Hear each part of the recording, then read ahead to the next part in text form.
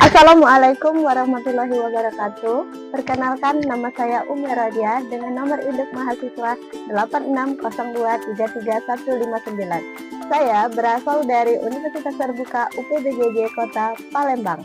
Di sini saya akan melaksanakan tugas mata kuliah praktikum IPA di SD pada modul 3 tentang makanan, kegiatan praktikum 3 yaitu pencernaan makanan.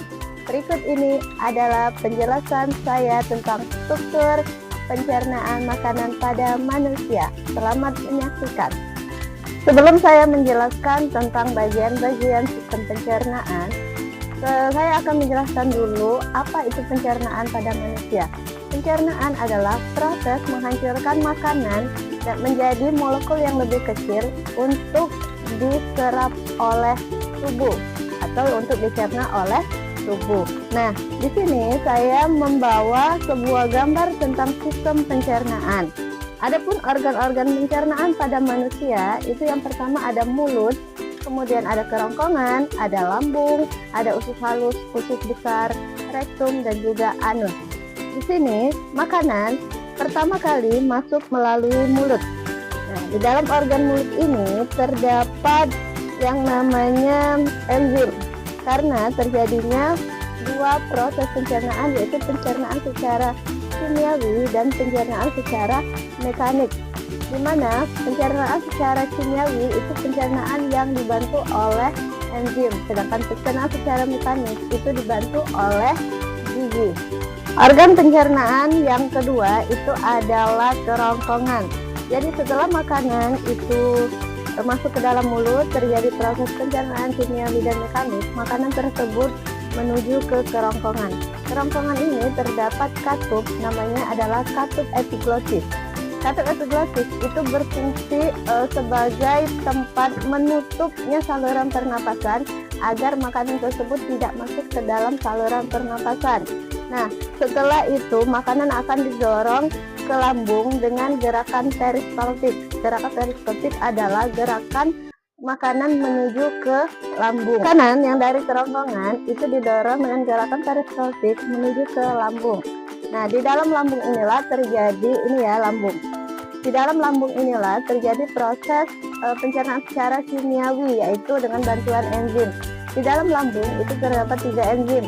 Yang pertama ada enzim HCl atau asam klorida yang berfungsi untuk membunuh mikroorganisme pada makanan.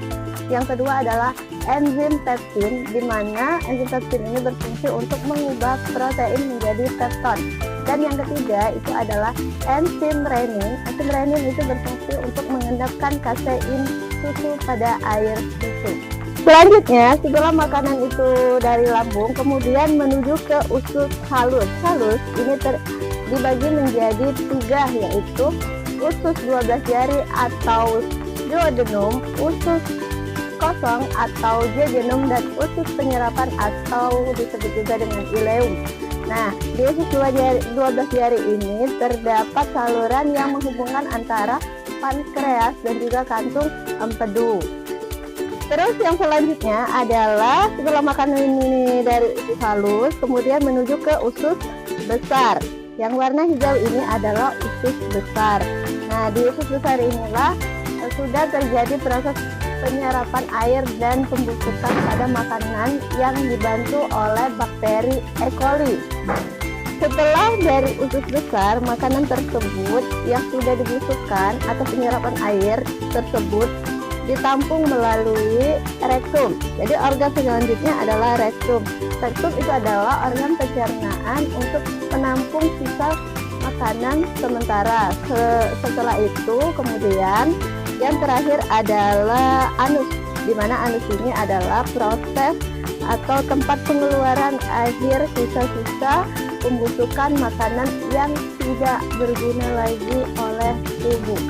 Terima kasih penjelasan yang saya berikan, semoga bermanfaat. Saya ucapkan wassalamualaikum warahmatullahi wabarakatuh.